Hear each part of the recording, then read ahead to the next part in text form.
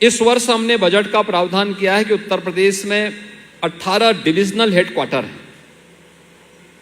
हर division में एक sports college होना चाहिए और हर स्पोर्ट्स कॉलेज में एक सेंटर ऑफ एक्सीलेंस किसी एक स्पोर्ट्स के लिए अनिवार्य रूप से होना चाहिए।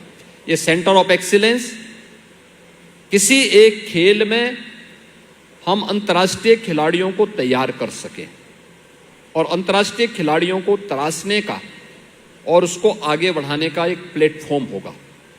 इसके लिए जो हमारे पूर्व खिलाड़ी हैं वे वहाँ पे कोच के रूप में या वहाँ पे उनका मार्गदर्शन उन सेंटर्स में प्राप्त हो सके, इसके लिए हम लोगों ने विभाग से कहा है कि इस पे विशेष रूप से ध्यान देने की आवश्यकता है। जो हम 2030 के अहमदाबाद कॉमनवेल्थ गेम्स के लिए और 2036 के ओलंपिक के लिए हम खिलाड़ियों की एक लंबी श्रृंखला तैयार कर सकें, भारत की नई तैयारी होगी।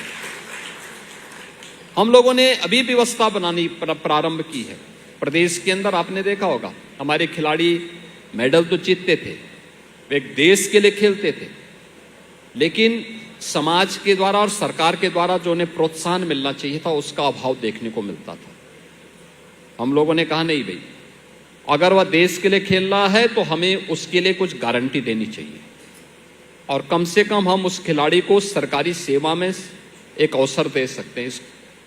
और हमने अपनी पॉलिसी में चेंज किया और आज मुझे बताते हुए प्रसन्नता है कि हम लोग प्रदेश के अंदर 500 से अधिक स्पोर्ट्स पर्सन को अब तक सीधे सरकारी नौकरी में स्थान दे सकें, जिसमें डिप्टी एसपी के पद पर भी लोग हैं, आपके तहसीलदार के रूप में भी हैं, एडिशनल डायरेक्टर स्पोर्ट्स के रूप में भी हैं, अन्य विभागों में भी हमने उनको सभी को किया है। और नई अभी खेल की व्यवस्था के साथ हम लोग नए नौजवानों को भी इसमें, जो हमारी स्पोर्ट्स पर्सन है उनको भी हम इसमें समाहित कर रहे हैं, जिससे उनको एक सम्मानजनक को मिल सके। और उन संबंधित विभागों को ये भी व्यवस्था दी गई है, ये केवल आकर के वहाँ नौकरी नहीं करेंगे, विभाग की ओर से प्रतिनिधित्व करते हुए इनका पूरा समय खेल के लिए होना है और युवाओं को प्रोत्साहित करने के लिए इनको अपना समय देना है।